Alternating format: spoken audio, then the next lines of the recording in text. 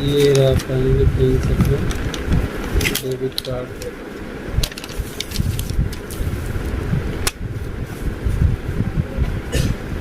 कुछ इस तरीके से दिखने वाला है फ्रेंड्स, देख सकते हैं।